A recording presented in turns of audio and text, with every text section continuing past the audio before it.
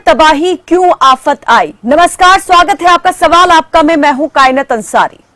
जो राज्य favourite holiday destination हुआ करते थे वो इस वक्त आसमानी आफत की जद में है।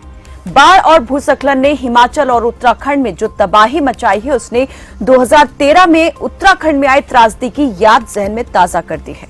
सदी की सबसे बड़ी त्रासदी से हिमाचल सबसे ज्यादा प्रभावित हुआ है। सूबे के कुछ सबसे ज्यादा संवेदनशील इलाकों की बात करें तो ब्यास नदी के पास घनी आबादी वाले कुल्लू और मनाली में भीषण तबाही का मंजर दिखाई दे रहा है।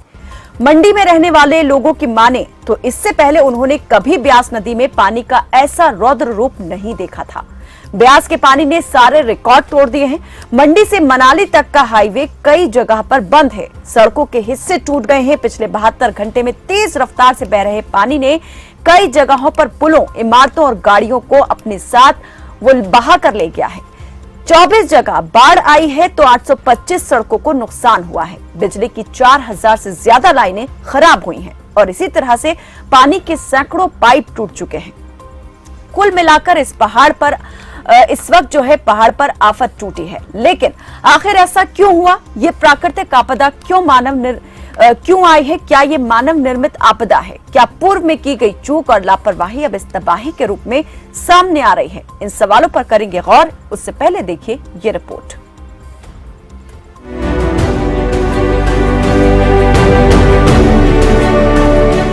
पहाड़ पर आफत की बारिश एक बार फिर अपना कहर बरपा रही है। अपने कुदरती मनमोहक नजारों से बाहरी दुनिया को आकर्षित करने वाले राज्य उत्तराखंड और हिमाचल प्रदेश इस वक्त अपने ही लोगों को डरा रहे हैं।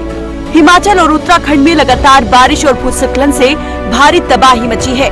पिछले 72 घंटों में तेज रफ्तार से बह रहा पानी कई जगहों पर पुलों, इमारतों और गाड़ियों को बहा ले गया है। सूबे के अधिकांश इलाकों में बत्ती गुल है। 30 से ज्यादा इलाकों में भूस्खलन हुआ है। 24 जगह पर बाढ़ आई है। 825 सड़कों को नुकसान पहुंचा है। बिजली की 4000 से ज्यादा लाइनें खराब हो गई हैं, तो वहीं पानी के सैकड़ों पाइप टूट चुके हैं। आंकड़ों के मुताबिक हिमाचल में 60 तो उत्तराखंड में करीब 6 लोगों की अब तक मौत की खबर है। कई जगह मकान जमींदोज हो गए हैं, तो मलबे में दबे घायलों और शवों को निकालने का अभियान जारी है। शिमला के कृष्णानगर इलाके में लैंडस्लाइड से भारी तबाही मची है। कई घर खतरे की जद में हैं, तो कई रहने लायक ही नहीं बचे। लोग पलायन के लिए मजबूर हैं। मैं प्रोहिला देवी, वाइफ श्री जोगीराम, विलेज बनाली और कोठियाली पिंड। मैं सभी से यही अनुरोध करती हूँ कि हमारी मदद की जाए। हमारे बारिश के कारण सारे घरों में दरारें पड़ गई है और हमारा रहना भी यहाँ डूब हो गया है। रात को भी हम डर डर कर रह रहे हैं। मैं पुनाली गांव का रहने वाला हूँ और डाकखाना कुंडलू, तहसील नालागढ़। और 2-3 दिन से जो भारी बारिश के कारण हमारे जो सब मकान थे वो तहस नहस हो चुके हैं और रास्ते भी बंद हो गए जो है सो सारे। और लेंटर सब उनके दीवारों के साथ से छूट गया है। हमारी प्रशासन से यही गुहार है कि जो मान लो हमारे को जितना मदद की जाए उतना बहुत है। मेरा नाम पिंकी है, गांव सुडियाल है, वार्ड नंबर 2 है और ग्राम पंचायत लदौड़ी है। और ये जो 3-4 दिन से बारिश हो रही है इसकी वजह से हमारा घर बहुत टूट चुका है और पीछे जो पहाड़ी है वो भी खतरे से बाहर आ चुकी है। और हमारी सरकार से यही गुंजाइश है कि यही हमारी थोड़ी बहुत मदद करे और हम कहीं अपना मकान बना सके। और हमारे यहाँ गांव के नीचे से जो रोड की कटिंग हो रही थी, लास्ट वाला जो बैंड जा रहा था सर, उस बैंड पे जो है इतना जबरदस्त लैंडस्लाइड हो गया है। हमारे एससी बस्ती का जो मंदिर है वहाँ पे विश्वकर्मा का मंदिर है, वो मंदिर नीचे आने वाला है। और प्लस गाँव के लिए सारा बहुत ज्यादा खतरा बना हुआ है। न तो संबंधित विभाग के कर्मचारी अधिकारी यहाँ पहुँच रहे हैं, न ठेकेदार का भी साल भर से कोई आता पता नहीं। बारिश और भूस्खलन से होने वाली तबाही का दौर अब भी जारी है। हिमाचल सरकार हालात को लेकर चिंतित है और पीड़ितों की हर संभव सहायता की बात कर रही है। देश में अभी कांगड़ा की तरफ पौंग डैम से पानी छोड़ा गया। मैं अभी वहां जा रहा हूं। कल रात से वहां कुछ एवैक्यूएशंस हुई है। 769 के करीब लोग थे, जिसमें से 489 लोगों को निकाल लिया गया था हेलीकॉप्टर के माध्यम से, स्पीड बोट के माध्यम से। और अब जो लोग फंसे हैं मैं खुद वहाँ फसल को बहुत नुकसान हुआ है। शुक्र है कि वहाँ लाइफ लॉस नहीं हुआ है, ह्यूमन लाइफ लॉस नहीं हुआ है। मंडी के कोटली में, सरका घाट में, भोरंज में, सुजानपुर में यहाँ बहुत नुकसान हुआ है। यहाँ भी मैं अपने दौरे कर रहा हूँ और इस आपदा की स्थिति में लोगों से मैं अनुरोध भी करना चाहूँगा कि हमने अपने विकास के लिए सब दरवाजे खोल दिए हैं, लेकिन हमारी जो आर्थिक स्थिति है वो ठीक नहीं है। फिर भी हम राहत और आपदा राहत में कोई कमी नहीं आने देंगे और मैं जनता से अपील करना चाहता हूँ कि इस संकट की घड़ी में जो इच्छुक है, जिनके मन में भावना है, और आपदा राहत कोष 2023 में बढ़ चढ़ दान करे। मौसम विभाग ने हिमाचल प्रदेश में अगले 2 दिन तक छिटपुट से लेकर भारी बारिश की भविष्यवाणी की है। वहीं उत्तराखंड में कई जगह 19 अगस्त तक बारिश को लेकर येलो अलर्ट जारी किया गया है। आपदा प्रभावित क्षेत्रों में बचाव दल सक्रिय हैं, लेकिन पहाड़ पर जिस तरह जिंदगी तबाही की जद में आई है, उसने कई सवालों को जन्म दे दिया है, जिनमें सबसे बड़ा एक ही सवाल है कि आखिर ऐसा क्यों हुआ, इसके पीछे की वजह क्या है। न्यूज डेस्क, खबर फास्ट।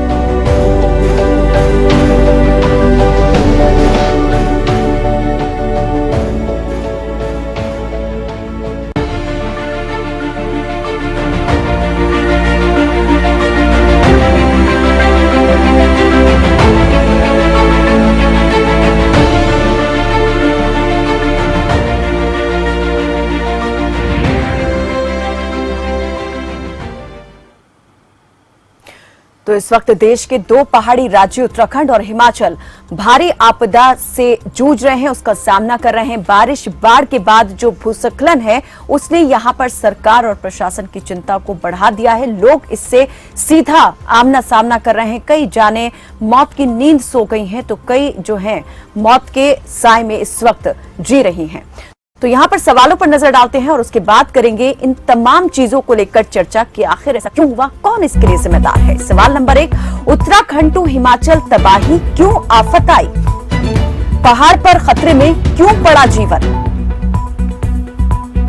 कुदरत की मार या सरकारी जिम्मेदार? क्या विकास बना विनाश का कारण? ये सबसे बड़ा और अहम सवाल। क्या बेतरतीब जो विकास चक्र है उसका ही ये असर है? उत्तराखंड टू हिमाचल भारी तबाही क्यों आखिर ये आफत आई? पहाड़ पर खतरे में क्यों पड़ा है जीवन? कुदरत की मार या फिर इसके लिए सरकारें हैं जिम्मेदार?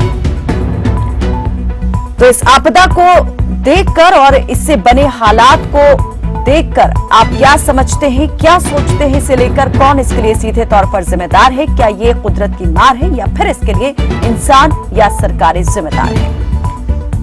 आप अपनी बात, अपनी राय, अपना सुझाव हम तक पहुंचा सकते हैं। नंबर हम आपको दिखा देते हैं। नंबर पर कॉल करके आप सीधे हमारे साथ इस कार्यक्रम में जुड़ सकते हैं।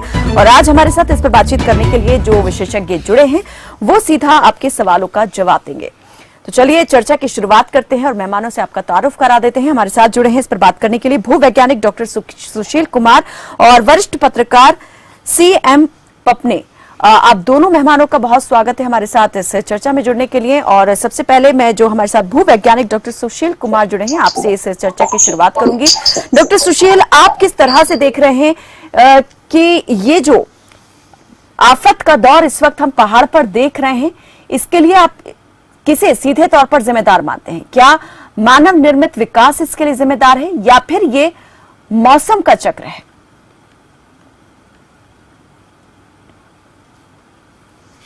चलिए, लगता है हमारा संपर्क टूट गया है डॉक्टर सुशील से। CM पपने हमारे साथ जुड़े हैं, वरिष्ठ पत्रकार हैं। पपने जी, मैं आपसे ये जानना चाहूंगी कि आप एक लंबे वक्त से देख रहे होंगे सरकारें किस तरह से योजनाएं बनाती हैं, विकास का ढांचा कैसे तैयार होता है, पहाड़ों के लिए क्या जरूरी था और क्या किया गया? क्या आप मानते हैं कि वो जो बेतरतीब विकास की बेला रही, आज ये उसी का खेला है? आपका सवाल बिल्कुल सटीक है। दरअसल जिस तरीके से अपना लगातार अपना जो है अपना बारिश का एक मातम छाया हुआ है, एक्चुअली हम देखते हैं कि अपना 16 जून से ये लगातार अपना मध्य हिमालय के हमारे दोनों अपने राज्यों के अंदर, चाहे वो उत्तराखंड हो या हिमाचल हो, तो दोनों में तबाही मची है, एक्चुअली बात यह है। और अभी तक अगर हम एक अपना मृतकों का आंकड़ा देखते हैं तो उनके मृतकों का आंकड़ा भी कम से कम आप ये लगाइए कि कम से कम जो है करीब 62 से के करीब अपना पहुंच चुका है। अपना 41 के करीब घायल अपना लोग हैं, कई लोग अपना लापता है, वहां से करीब 24-25 का होगा एक आंकड़ा हमारे पास आ रहा है एक्चुअली। और उसके बाद जो समय समय पर जो त्रासदी आई है, आज भी अपना कुछ त्रासदी की हमारे पास खबर आई है कि कुछ लोग कुछ मकानों के अपना भूस्खलन से अपना जो है उसके अंदर दब गए हैं, कई अपने लाशें निकाली जा चुकी है। तो इस तरीके से जो एक अपना कयामत अपना जो एक छाई हुई है अपना हिमाचल और उत्तराखंड के अंदर। और यहाँ पे जहां तक सवाल है एक सरकारी अपना उसका जिक्र किया है कि किस तरीके से अपना इसके पीछे क्या कारण हो सकते हैं। बिल्कुल आपका सवाल बिल्कुल सटीक है। यहाँ पर अगर हम कारणों के अगर हम पीछे अगर जाते हैं तो यहाँ पर हमें सबसे पहले ये देखना चाहिए कि हमारे जो वैज्ञानिक, हमारे जो भू वैज्ञानिक हैं, उन लोगों ने अपना क्या कहा है पहली बात कि हमारे उत्तराखंड और हिमाचल के परिप्रेक्ष्य में उन्होंने साफ तरीके से अपने जो रिपोर्टें उन्होंने सबमिट की थी, उन्होंने कहा था कि हमारे पहाड़ बहुत कच्चे हैं, पहली बात यह है। तो यहाँ पर जो अपना जो कंस्ट्रक्शन की विधियां चल रही है, जो अपने बड़े बड़े बांध बनाए जा रहे हैं, जो अपना अन्य कार्य किए जा रहे हैं, जो सड़कें अपने छोटी छोटी सड़कें बनाई जा रही है, तो ये सब विनाश का कारण है, पहली बात यह है। तो इन पर जो है उन्होंने कहा था कि एक सीमित अपने दायरे के को कर दे के अपना हिदायत दी थी के लिए। लेकिन वो जो रिपोर्टें जो आयोगों को सबमिट की गई थी, जो अपना आयोग बनाए गए थे, जो अपना जो है वो एक्टिविटीज दबी बात है, उसमें कहीं भी खोज खबर नहीं हुई है। तो इसका मुख्य कारण यह है कि ये जो आप जितने बड़े बड़े हादसे हो रहे हैं, आप ये लगाइए कि देखिए 2013 के अंदर अपना एक बड़ा केदारनाथ हादसा हुआ था और जो तबाही उस वक्त मची थी वही इसी का रूप इस वक्त हमारे सामने नजर आ रहा है। और ये देखिए कि 16 जून से लगातार पत्नी जी अभी आपने जिन रिपोर्ट्स का जिक्र किया कि आयोगों को कुछ रिपोर्टें जो हैं जो भू वैज्ञानिक थे उन्होंने सौंपी थी और कुछ चीजों को लेकर चिताया भी था, मैं आपसे ये जानना चाहूंगी कि वो कौन से ऐसे प्रोजेक्ट्स थे जिनके बारे में चेतावनी दी गई थी भू वैज्ञानिकों की तरफ से, पर्यावरणविदों की तरफ से कि ऐसा ना किया जाए, और ये रिपोर्ट्स कितने पहले सबमिट की गई थी और आखिर इन पर संज्ञान क्यों नहीं लिया गया? दरअसल आपका सवाल बिल्कुल सटीक है। दरअसल जो रिपोर्टें सबमिट की गई हैं, ये कम से कम ये लगाई कि 1 दशक 2 दशक 3 दशक पहले ये रिपोर्ट जमा की गई, समय समय पर अपना जमा की गई है। हमारे जो पर्यावरणविद है अपना जो है जुएल साहब है, रवि जी है, रवि चोपड़ा है, तो कई मर्तबा वो लोग इन पे अपना प्रकाश डाल चुके हैं की बात यह है। लेकिन जो है जिस तरीके से फिर लोग यहाँ से अपना जब उनकी जो अपना सबमिट की रिपोर्ट पे कार्रवाई नहीं की गई अपनी बात यह है, तो उन्होंने वहां से रिजाइन की है बात है यहाँ से। तो यहाँ पर जो है कम से कम हमें हमारी सरकारों को हमारे ये चाहिए कि कम से कम ऐसे जो हमारे लोग हैं जिन्होंने अपना कहता है ये तो एक बड़ा अनुभव रहा है इस क्षेत्र के अंदर, तो उनकी रिपोर्ट पे कम से कम गौर फरमाए। की बात यह है कि जिससे कम से कम ये बड़ी बड़ी जो आपदाएं आ रही है, बात है जो हजारों का अरबों रुपए का जो नुकसान यहाँ पर हो रहा है, जो भी आपने जिक्र किया है कि कौन कौन से ऐसे अपने प्रोजेक्ट आप देखिए किसी के प्रोजेक्ट अपना जो है नदियों बात के जो अपना बनाया जा रहा है, किस तरीके से आलम है आपके सामने एक्चुअली बात है। जब ग्लेशियर टूटते हैं तो किस तरीके से आलम बनता है, कितनी जनहानि होती है, कितना पशु हानि होती है एक्चुअली बात है। तो यहाँ पर अगर हम इन चीजों पर अगर गौर नहीं करेंगे तो मैं समझता हूं कि शायद ये बहुत बड़ा हमारे भविष्य के लिए भी बहुत मुश्किल हो जाएगा। तो कायनाथ जी मैं तो यही अपना कहना चाहूंगा कि यहाँ पर जो है कम से कम जो आज सरकार अभी कल परसों देखिए अपना मुख्यमंत्री जी ने अपना सिंचाई विभाग को अपना जो है अपना जितने हमारी बड़ी नदियां उत्तराखंड में जो बहती है उस पर उनका अध्ययन रिपोर्ट देने के लिए कहा है। और ये कहा कि ये रिपोर्ट जब आप देंगे उसके बाद हमारे हाई कोर्ट में जाएंगी, क्योंकि हाई कोर्ट में पहले से ही वहां पर अपना जो है अपना दरख्वास्त अपना दाखिल की गई है कि कम से कम नदियों में जो अपना खनन चल रहा है, जिस तरह का खनन अनियंत्रित खनन चल रहा है, बात क्या है, तो इस पर लगाम लगाई जाए, इस पर जो अपना योजनाएं ठीक है सर। पत्नी जी जैसे आपने कहा कि कहीं ना कहीं अनदेखी जरूर की गई है उन तमाम चेतावनियों की जो यहाँ पर जारी की गई थी, दी गई थी, आयोग की रिपोर्ट्स को यहाँ पर जैसे नजरअंदाज किया गया, कहीं ना कहीं आज उसी का खामियाजा जो है वो भुगतना पड़ रहा है और उसी का असर आज हम यहाँ पर देख रहे हैं इस तबाही के रूप में। कुछ और दर्शक भी हमारे साथ जुड़ गए हैं इस कार्यक्रम में जो इस पर बात रखना चाहते हैं। उनको भी हम शामिल करेंगे। इससे पहले हम बता दें कि हमारे साथ भूवैज्ञानिक डॉक्टर सुशील कुमार जुड़ गए हैं। सर, बहुत एक बार फिर से आपका स्वागत है और मैं आऊंगी आपसे भी इस पर बातचीत करने के लिए, लेकिन जो दर्शक जुड़े हैं उनको हम ले लेते हैं। अरुण बोरा हमारे साथ जुड़े हैं राजस्थान से। अरुण, स्वागत है आपका। बताएं, राजस्थान में कहाँ से बात कर रहे हैं आप, और रखें अपनी बात। राजस्थान में प्रतापगढ़ से। ठीक है, रखें सर अपनी बात। कायनात मैडम, आपने जो मुद्दा उठाया है बहुत ही संवेदनशील आपने उठाया है। फ्लड से और लैंडस्लाइड से अफेक्टेड लोग हैं, उनका दर्द वही जानते हैं जिनके मकान बर्बाद हो गए, सब कुछ बर्बाद हुए। लेकिन मैडम, जो नगर निकाय होते हैं पर्वतीय क्षेत्र में, पहाड़ी इलाके में, क्या उन्हें पहाड़ी क्षेत्र में बड़े बड़े बंगले बनाने की इजाजत देनी चाहिए? क्योंकि जब आप नींव खोदेंगे तो पहाड़ बेशक पहाड़ नष्ट होंगे। भूवैज्ञानिक सुशील कुमार जी बैठे, वरिष्ठ पत्रकार यहाँ बैठे हुए। क्या सरकार को अब अगले दशक के लिए, अगले मतलब खतरे के लिए सचेत नहीं होना चाहिए? क्या इसकी इंक्वायरी नहीं होनी चाहिए कि इनकी परमिशन किसने दी थी? और जो भी पहाड़ है, जब कोई सड़कें बन रही है, आधुनिक सड़कें जो मशीन नहीं चलती, जिनका वाइब्रेशन होता है, तो कम से कम 10 मीटर या 5 मीटर तो कम से कम मैडम गेप होना चाहिए इनके बीच में, ताकि खतरा न हो। ठीक है, बिल्कुल। क्या हम इन सब खतरों को पूरी तरीके से नजरअंदाज करते हुए सिर्फ विकास की होड़ में इस कदर लग गए हैं कि हमें सिर्फ विकास दिखाई दे रहा है, लेकिन इसके पीछे जो विनाश आ रहा है वो हम पूरी तरह से नजरअंदाज करके बैठ गए हैं, और जब वो यहाँ पर विनाश दिखाई देता है तब हम सोचने पर मजबूर होते हैं कि आखिर ऐसा क्यों हुआ। लेकिन शायद हम अपने ही सवाल में वो जवाब जो है उसे भी अनदेखा ही कर रहे हैं। बहुत बहुत शुक्रिया हमारे साथ जुड़ने के लिए। नागेंद्र नेगी हमारे साथ हिमाचल के मंडी से जुड़े हैं। स्वागत है नेगी जी, रखें अपनी बात। मैडम जी नमस्कार, मैं हिमाचल प्रदेश के सरकाघाट मंडी से नागेंद्र सिंह नेगी बोल रहा हूँ। मैडम, मेरे को थोड़ा सा एक्स्ट्रा टाइम जरूर देना आज। मैडम, हकीकत ये है कि NHAI ने जो है वो 75 से 80 डिग्री तक जो है ढलान काटी है, जबकि ये 40 से 45 से ऊपर नहीं होनी चाहिए थी, जिसकी वजह से लैंडस्लाइड जो है, और NHAI ने युद्ध स्तर पे काम तो किया, लेकिन ड्रेनेज सिस्टम और मिट्टी को बैठने नहीं दिया। मतलब एक ही साल में इतना काम कर दिया कि पहाड़ों को खोखला कर दिया, टनल निकाल दी, और पहले भी बारिश होती थी, लेकिन ड्रेनेज सिस्टम और गांव का जो शहरीकरण है, जो अंधाधुंध जो गृह निर्माण है, जो पुराने मकानों की रिपेयर नहीं करते, और जो कंक्रीट के जंगल तैयार किए जा रहे हैं पूरे हिमाचल प्रदेश में, जबकि यहाँ पर इमारती लकड़ी उपलब्ध है, बांस उपलब्ध है, यहाँ पर मिट्टी बहुत अच्छी है, पत्थर है, और प्लेट रूम छत भी यहाँ पर बनाई जा सकती है। पहाड़ों पे बोझ लगातार बढ़ता चला जा रहा है। 70 लाख की आबादी पे पर्यटक जो है वो 2 करोड़ के लगभग पहुंचते हैं, लेकिन पर्यटकों का कोई अनुशासन नहीं है। प्लास्टिक की प्लास्टिक चारों तरफ से जन्नत को जहन्नुम बना दिया है। पानी की जो मनमानी है उसने पहाड़ी आदमी की, लोगों की जो है वो परेशानी को बहुत बुरी तरह बढ़ा दिया है। ये जो क्लाइमेट चेंज है ये भी एक वजह है। डंपिंग साइट जो नदी नालों में है, मैडम जी, जितनी भी नीचे मैदानी क्षेत्रों में जो बाढ़ आ रही है, उन प्रदेशों को, तो राजस्थान है, दिल्ली है, ये पंजाब हरियाणा है, इन सबको मिलकर के हिमाचल प्रदेश में जितने भी छोटे मोटे नदी नाले हैं, जो खड्डे हैं, उनमें जो है वो रेन वाटरिंग हार्वेस्टिंग स्ट्रक्चर बनाने चाहिए, ताकि बाढ़ के पानी को रोका जा सके, मिट्टी को यहीं पर रोका जा सके। पहाड़ पूरी तरह से सैचुरेट हो गया प्री मानसून से, और पहाड़ लबालब होकर होने के बाद जो है वो जगह जगह इसमें झरने फूट रहे हैं। जगह जगह हमारे सरकाघाट में बहुत बुरी हालत है।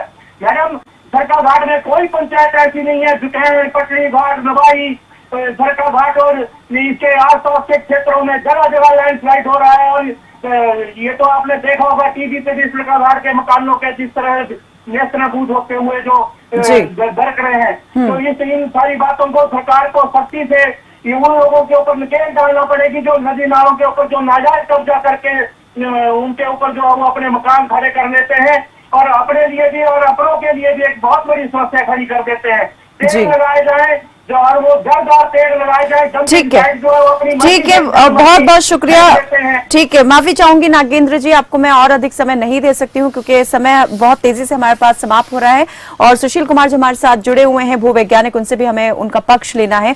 सर, आपसे ये जानना चाहेंगे, जो हमारे साथ दर्शक जुड़े, उनकी बात को आपने सुना, किस तरीके से वो उन तमाम चीजों को देख रहे हैं, और कहीं ना कहीं मानते हैं कि जो बेतरतीब विकास जो हो रहा है, जिस तरीके से हाईवेज बन रहे हैं, टनल्स निकाली जा रही हैं, पहाड़ों को खोखला किया जा रहा है, बड़ी बड़ी जो मशीन्स हैं उनका इस्तेमाल हो रहा है पहाड़ को खोदने के लिए, सुरंग बनाने के लिए, तो वो कहां तक कितना असर डाल रही हैं, उसका कहां क्या प्रभाव पड़ रहा है और कितना गलत इंपैक्ट उसका जा रहा है, इन तमाम चीजों को क्या हमारे वो वैज्ञानिक एक्सपर्ट्स नहीं समझ रहे हैं जो इन चीजों में लगे हुए हैं, जो इस निर्माण कार्य को देख रहे हैं, और इस निर्माण कार्य से किस तरह से हम प्रकृति के साथ खिलवाड़ कर रहे हैं, क्या इस चीज को हम पूरी तरीके से नजरअंदाज कर बैठे? देखिए, सबसे इम्पोर्टेंट जो बात है इसमें, तो आप ये मानिए कि सबसे इम्पोर्टेंट तो क्लाइमेट चेंज हो रहा है जी। पहले क्या होता था कि जैसे टिहरी की बात ले लीजिए, टिहरी में पहले 2 रिवर आती थी, भागीरथी और यमुना। उनका कैचमेंट एरिया था वो बहुत ही शॉर्ट था, कुछ मीटर में था। लेकिन अभी जैसे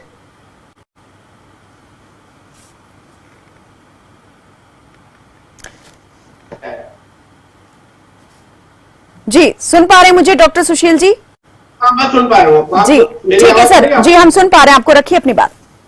ठीक है, तो उसमें क्या हो रहा है कि जो अभी टिहरी झील बन गई, तो जो प्रेसिपिटेशन होता था पहले, अभी क्या हो गया है कि वो मल्टीफोल्ड हो गया है। पहले एक जगह कहीं क्लाउड बर्स्ट होता था, अब मल्टी क्लाउड बर्स्टिंग हो रही है, जैसे हमने केदारनाथ में देखा जी। तो उसमें उससे क्या हो गया है कि पीछे, और जैसे जोशीमठ की जो घटना हुई उसमें जो मोरेन पर उन्होंने इतने सारे हैवी स्ट्रक्चर्स बना दिए नीचे से, तो जो नीचे से लोग जाते हैं वो बेसिकली जैसे व्यापारी जो भी आदमी वहां पर प्रॉफिट के लिए जाता है, अब उन्होंने 4-5 मंजिल होटल बना दिए। अब वो मोरेन जो है वो ग्लेशियरेटेड मटेरियल है, सारा पूरा वीक है वो। उसमें क्या हो रहा है ग्लेशियरेटेड मटेरियल में कि जो उसमें क्या हो रहा है कि बहुत उसमें अंदर जो मॉइस्चर है, वहां जो होटल भी बना है उसमें मूवमेंट है पूरे ग्राउंड में, और उसकी वजह से कोई भी सीवरेज वहां पर वर्क नहीं कर रहा है, वो भी ऐसे मॉइस्चर की तरह से वर्क कर रहा है। तो पूरा ग्राउंड ही उस तरह से आप ये मानिए कि पूरा जो होटल में हैवी वो मेटल लेकर गए, आयरन ऊपर लेकर गए, उसका भी लोड आ रहा है, और ग्रेविटी के कारण वो भी नीचे की तरफ खिसक रहा है। तो पूरा जोशीमठ ही इस तरह से प्रॉब्लम में है। तो हम ये माने कि जो नया अभी डेवलपमेंट हो रहा है, जैसे सभी road, all weather road, government की तो बहुत अच्छी स्कीम है कि वो रोड वाइड करें, बड़ा रोड बनाए, लेकिन हो क्या रहा है वहां पर कि वाइड रोड में जो उसे प्रोटेक्ट करना चाहिए, जो रिटेनिंग वॉल बनानी चाहिए प्रॉपर, वो नहीं हो रहा है। और जैसे अभी मेरे दोस्त कह रहे थे, क्वेश्चन पूछ रहे थे कि इसका निर्माण गवर्नमेंट, तो जैसे सेस्मिक जोनिंग में जो इलाके जिस तरह से आते हैं उन्हें उस तरह से प्रोटेक्ट करना पड़ेगा। जैसे देहरादून जोन 4 में आता है और जोशीमठ जोन 5 में आता है, तो हमें इस तरह से सभी प्लेसेस को, और गवर्नमेंट को किसी भी कंस्ट्रक्शन से पहले उसे पूरी तरह से इन्वेस्टिगेट करना पड़ेगा। सर मैं ये भी जानना चाह रही थी, बिल्कुल, ये जो निर्माण के पैरामीटर्स होते हैं पहाड़ पर, वो क्या होते हैं? क्या आपको लग रहा है कि अब उन तमाम बातों को जो है नजरअंदाज कर दिया गया है, इसी वजह से यहाँ पर ये आपदा जो है इतना विकराल रूप दिखा रही है? हाँ, देखिए जोशीमठ का एक एग्जाम्पल है, उसमें तो वास्तव में इसे नजरअंदाज ही लगता है, क्योंकि वहां पर उस जो कंस्ट्रक्शन जोन 5 में होता है, सेस्मिक जोन 5 में होता है, उस तरह का कंस्ट्रक्शन नहीं है वहां पर। और यदि होता, और फिर सॉइल टेस्टिंग प्रॉपर होनी चाहिए, उसके नीचे की सॉइल की वो स्ट्रेंथ उतनी है या नहीं, ठीक है, बहुत स्ट्रेंथ। चलिए ठीक है, बहुत बहुत शुक्रिया आप दोनों मेहमानों का हमारे साथ इस चर्चा में, इस कार्यक्रम में जुड़ने के लिए। तो यहाँ पर उत्तराखंड और हिमाचल में कुदरत अपना रौद्र रूप दिखा रही है, कुदरत गुस्से में है, लेकिन गुस्से में क्यों है? क्या इसके लिए जो मानव निर्मित विकास है वो कहीं ना कहीं जिम्मेदार है? ये सोचने वाली बात है और गौर करने वाली बात है। शायद ये आपदा जो है वो एक वार्निंग अलार्म के तौर पर हमें देखनी चाहिए और इनसे सीखना चाहिए कि आगे जो भी हम कदम उठाएं विकास को लेकर, वो विकास की तरफ ही बढ़े, विनाश की तरफ ना बढ़े। फिलहाल के लिए बस इतना ही। देखते रहें खबर फास्ट। नमस्कार।